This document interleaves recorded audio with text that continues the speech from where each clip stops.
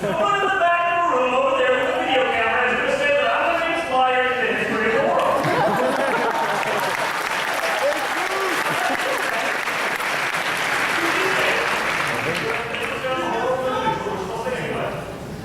That we're approaching 4%.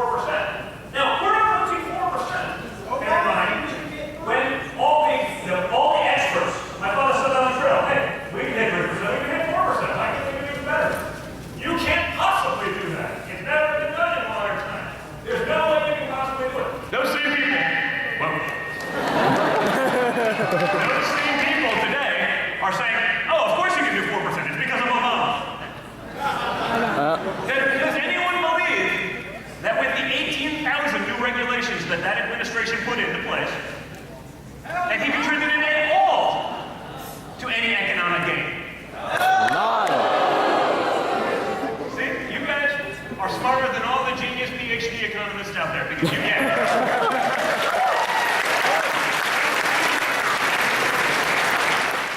Speaker of the House, I deserve a massive round of applause for this tax reduction that is going to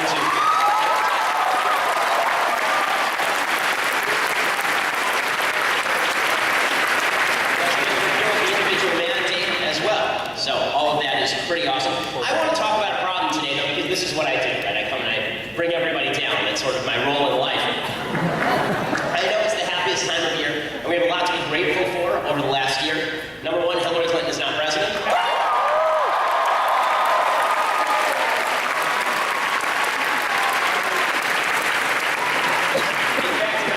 Story of the day, there was actually a poll that came out today that shows that Hillary has now hit her all-time polling low, a year after not being elected. And in a rematch, she would actually still lose to President Trump, 41 to 36, according to the poll today. We should be thankful for, of course, Justice Gorsuch, the American Embassy moving to Jerusalem, huge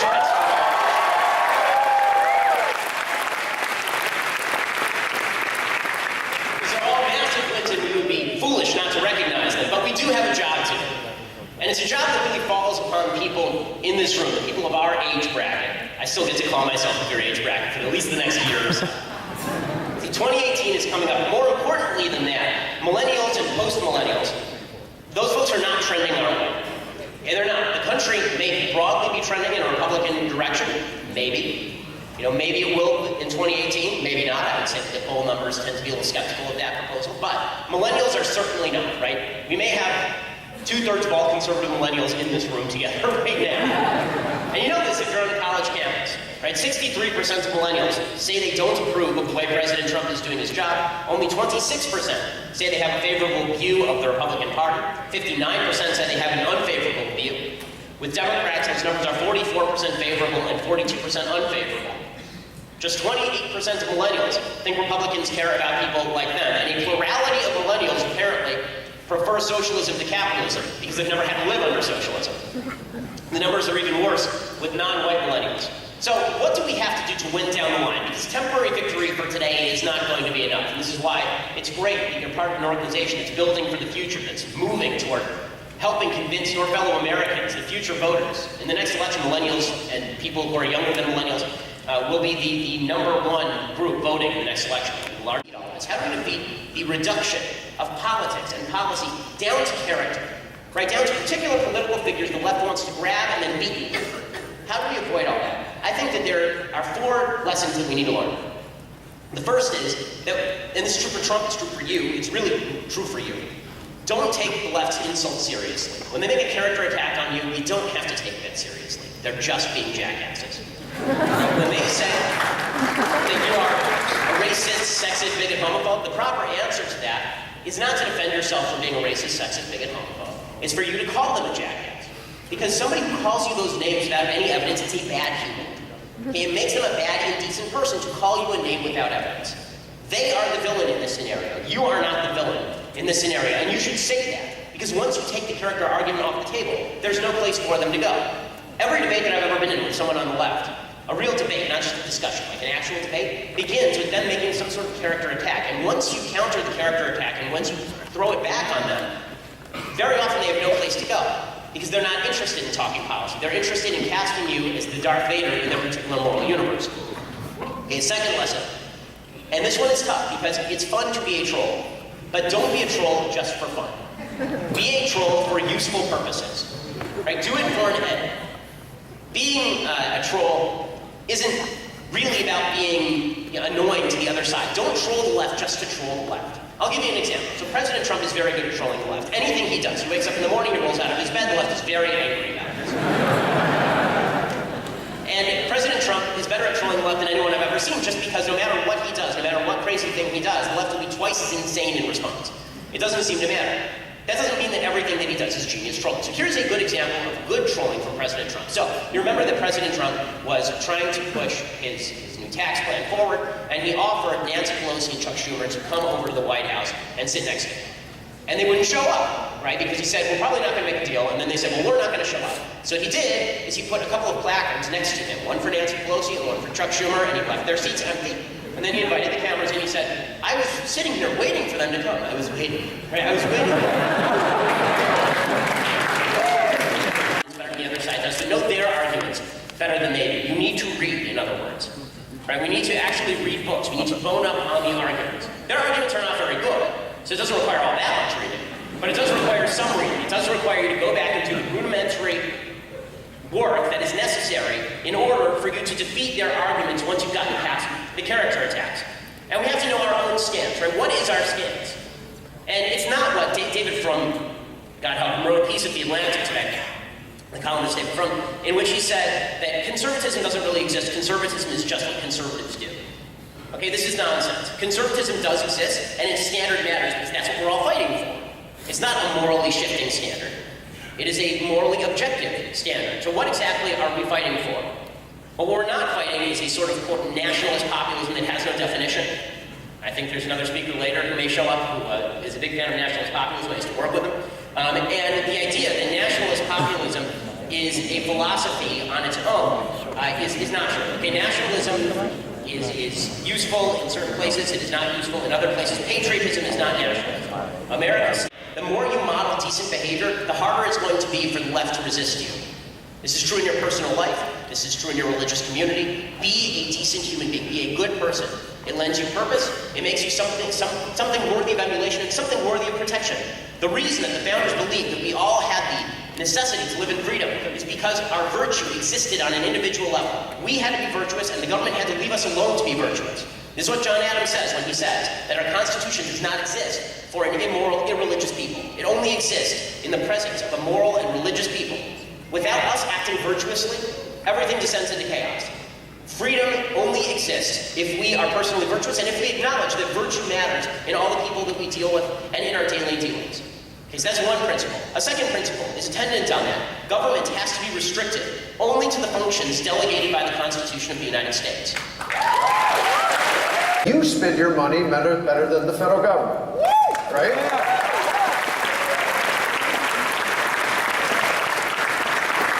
And so one of the kids raised his hand as a follow-up. He said, well, can you explain exactly what that means? What did he do with these tax cuts?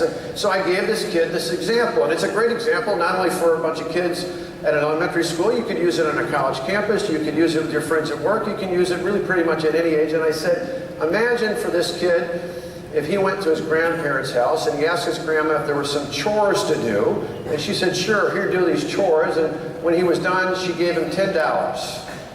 And then imagine if when he got home after doing those chores, his mom and dad were standing at the door and they asked for 7 of those $10 as a tax for living in that house. I said to that kid, you'd be outraged, wouldn't you? But that's exactly the way things were before President Reagan. 7 out of every $10 that people earned were being confiscated by the federal government. Our money, it's not their money, I should say, in Washington. It's not the money of the people in Madison, my state capital. It's not the people in our city halls and our county boards and other places out there. It's your money. It's the American people's money, and that's who it belongs to.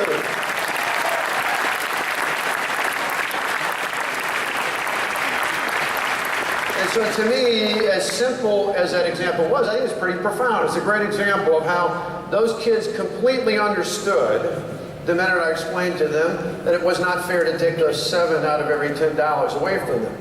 Now we know beyond that, it also had a dramatic economic impact. Because before the Reagan tax cuts, before the Reagan Revolution, we were in a recession.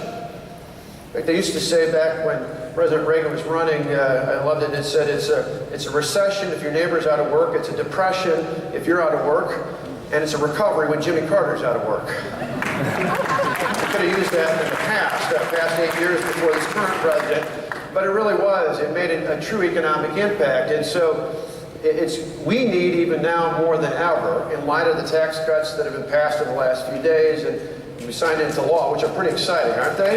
Yeah. We need your help all across the country, not only on campuses, but with others as well, even beyond college campuses, to explain why cutting taxes, why giving people back more of their own money is so incredibly powerful. It worked not just under Ronald Reagan's tenure as our president, it actually worked 20 years before that. When John F. Kennedy was president, actually the tax cuts were proposed before his tragic death. They saw them through, and we saw sustained economic growth coming out of the 60s. We saw it again in the 80s. We saw a little blurb of it under George W. Bush's tax cuts, and I believe that the tax cuts that President Donald Trump is signing into law that were passed by the House and the Senate, we're going to see another burst of economic growth all across America. $1 billion. Our rainy day fund.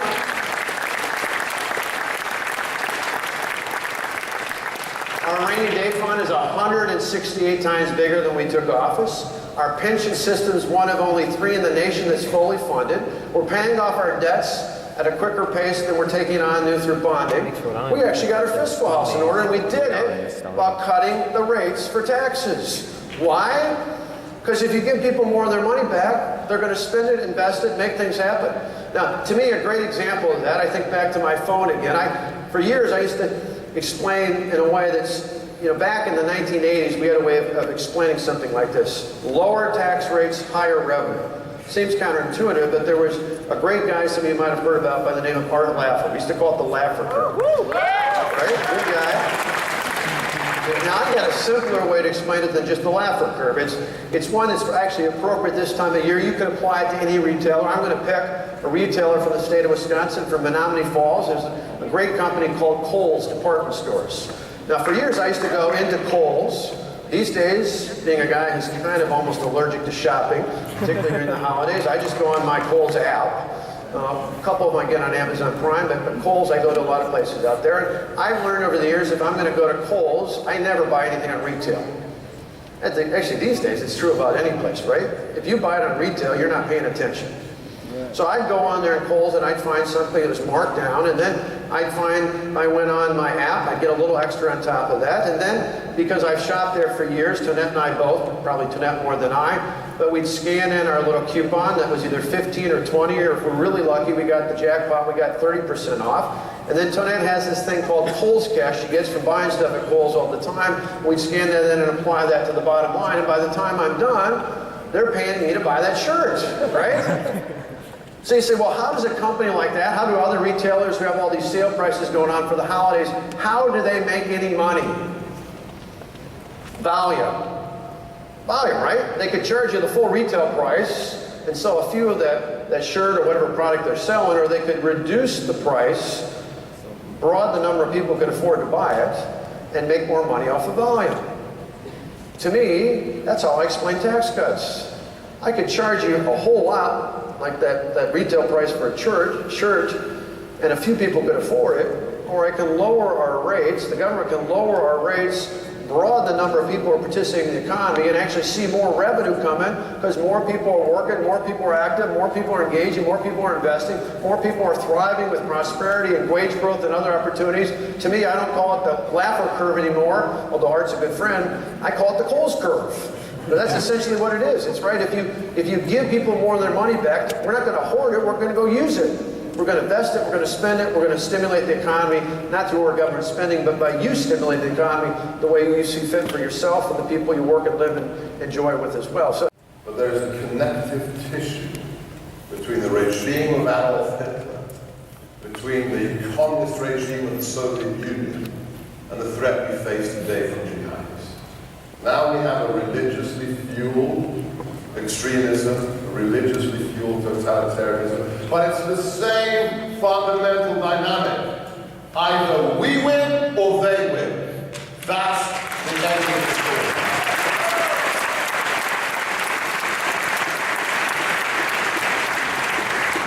Now, what's the good news? I'm not going to stand it because I think you've heard a lot of speakers tell you about what the president has done in the last year, right? I'm not going to talk to you about unemployment rates, growth rates, and all that. You know it, you've heard it many, many times. But let me tell you about my experience of working for the president. The highest honor in my life, to work as a deputy assistant and strategist to the president. I'll just tell you about one thing. My first ever meeting. It's summer 2015. I am working for the Marine Corps and teaching at Marine Corps University. I get a phone call from a guy I've never heard of, Corey Lewandowski. This man says, Dr. Gorka, I work for Mr. Trump, and he'd like to talk to you about national security. Could you come to Trump Tower? And I thought for a second. I said, sure. He was preparing for what? Fall of 2015 was the big Republican debate on national security. He wanted some outside help. So I traveled to Trump Tower. I went to the future president's office. It was just me. Across the desk was Donald Trump and Corey. We started talking a wide-ranging discussion, national security issues. You know what I realized? Within milliseconds, I realized this man hates political correctness.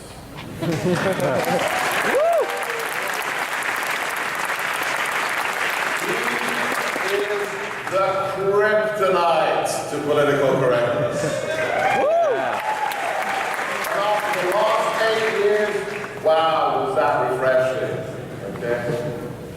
Second, talking to him about the Middle East, ISIS, Al-Qaeda, it was painfully obvious to me that this man understands we are at war.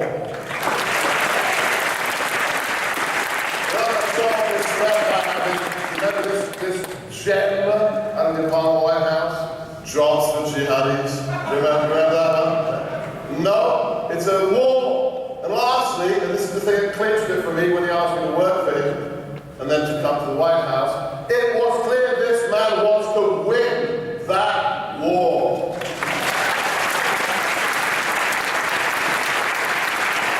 As a result, I started to advise on national security, and then eventually, on January the 20th at 12:01, I started working for him. Now, let's talk about the last year. Stunning things have happened, domestically and internationally. But let's talk about the negative stuff. First things first. You probably heard of my old boss. The president was my big boss. My mini boss was a guy called Steve Bannon. Come on, guys, give it up. Sharpest strategic mind in America today. The fact is, a lot of people were worried when Steve, this summer, resigned. And there were a lot of people who were even more worried when a week later, I resigned. But I have a very simple message for all of you here today. Relax, count to 10, and take a deep breath. It's okay. Why? Because the Make America Great Again agenda isn't about one man. Donald Trump is amazing. He's an unstoppable steam locomotive. If I had a quarter of this man's energy at my age, and he has at 71, I would be very happy. Okay? Very happy. He's unstoppable. Facebook, it's not private. Okay? The idea that you can be in Kazakhstan and spin the roulette wheel, and if your number comes up, it gives you a green card. I mean, that's nuts. It's absolutely crazy. The jihadi, the New York bicycle path jihadi attacker, comes in, he's a jihadi, right? And then he sponsors 23 people to join him. That's suicide. So I'm most proud of that. What am I least proud of in regards to administration? That we didn't get rid of all the holdovers media. Right? I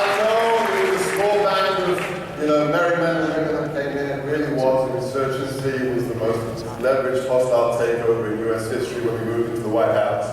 I told General Flynn, get rid of all of them. You know, there's 420 people in Obama's National Security Council. Get rid of all of them. We'll struggle for 6 months.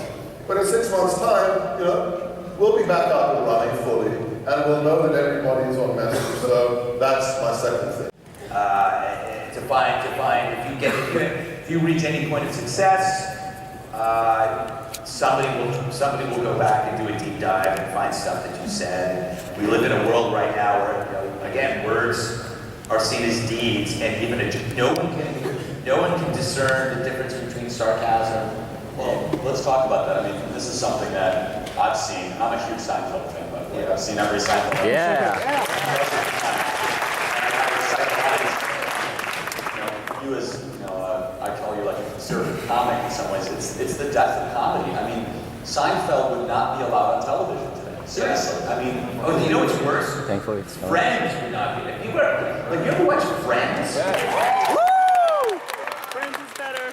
I mean, like, watch your Friends.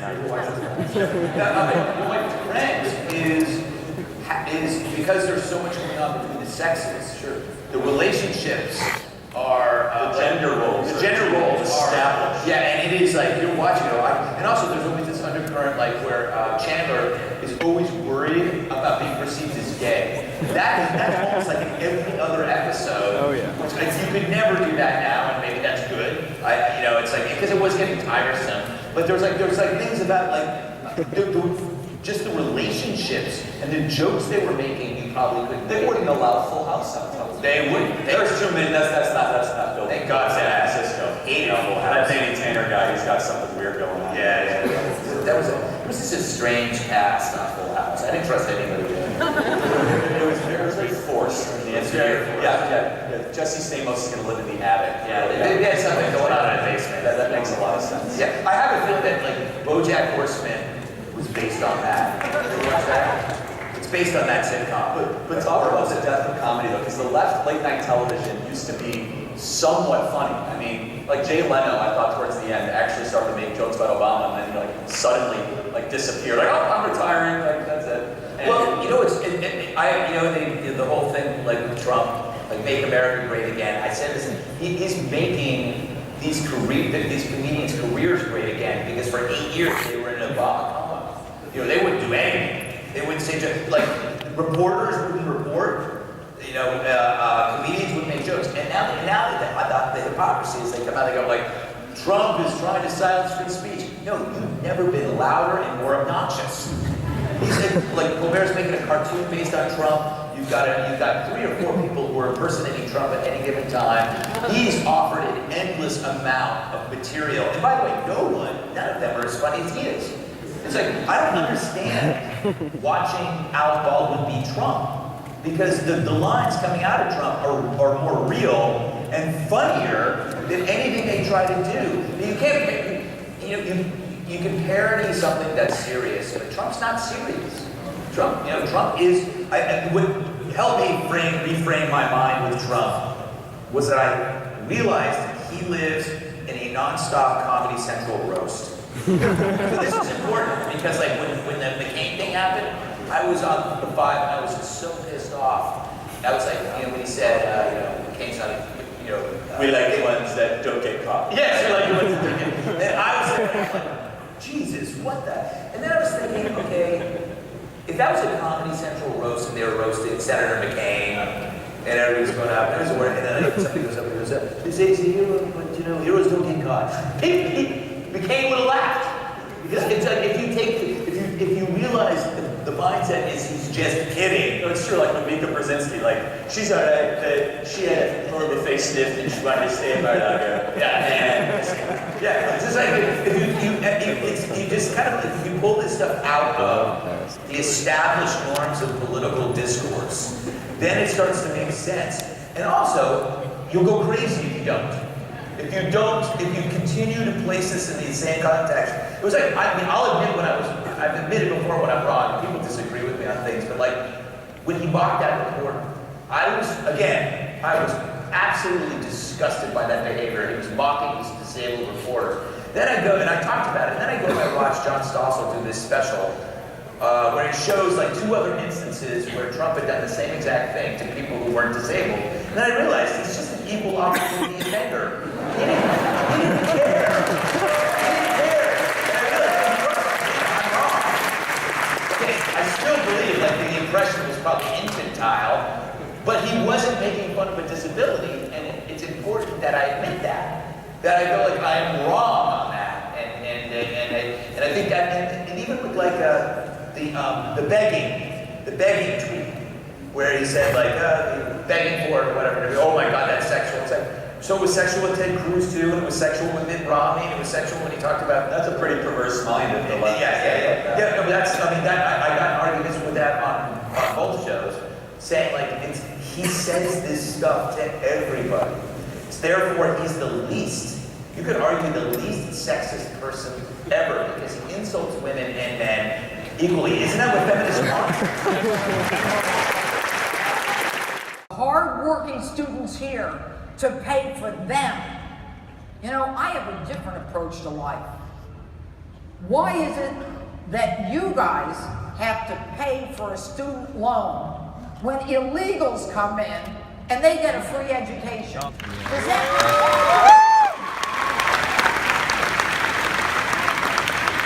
Of course it doesn't make sense.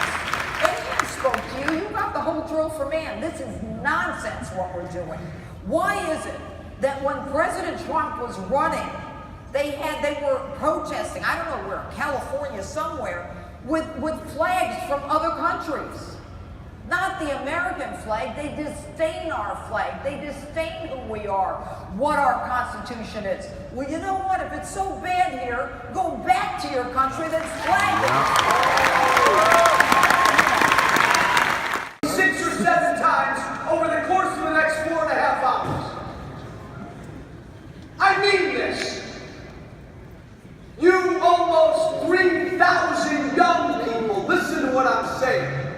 Hey, listen to what I'm saying. Look, you're not here to have a lot of fun, and you're really not here to listen to Shapiro and Pirro and Tommy Leonard and Joe Walsh. No, none of us matter. You're not here to have fun.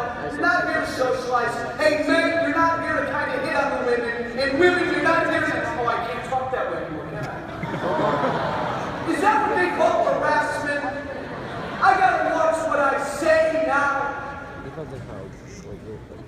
Hey, you are here. Man, listen to this. You are here because you have a job. You are here because you have a mission. Yes, you're here because you've been called. I'm about to say something and I mean it. You almost 3,000 beautiful, young, energetic faces, I think, are the most important 3,000 people on the planet. Amen? I do that. Where I can't carry a gun wherever I want to carry a gun to defend myself and my family. I'm not free. I don't live in a country where I get to keep most of the money I make. I'm not free. And by the way, even after what the Republicans did yesterday, and Donald Trump, President Trump's going to sign it into law today. Make no mistake.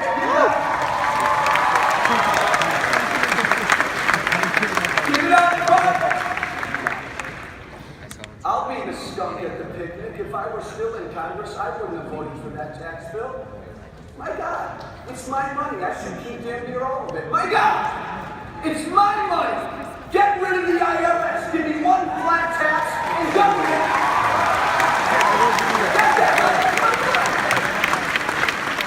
Something to say. The issues that, like I said when I started this, the issues that are facing them affect us too. The debt and all the spending that they continue to do, that's going to affect our generation. You mean to tell me we don't have a say on that when we're going to have to pay for it? Nah, I ain't trying to hear that. So you do matter. You do matter, and you do have something to say. Yes, not to mention that, yes, they're losing energy, and one day they will no longer be with us. But also, millennials are the largest voting demographic. We're the largest generation that has ever lived. We've surpassed the baby boomers. So whether conservatives, older conservatives like it or not, we have the most influence. And I know you guys have seen a lot of statistics about millennials lately, about how I think it's 2/3 of them say that they would be okay with a socialist president. We know that that's true because more millennials voted for Bernie Sanders in 2016 than voted for Trump or Clinton combined. Pew Research actually just came out with a study that said that baby boomers, while they're getting more conservative, that millennials, not only are there more liberals, but they are getting further left. The politics and the politicians that they are supporting are even more far left.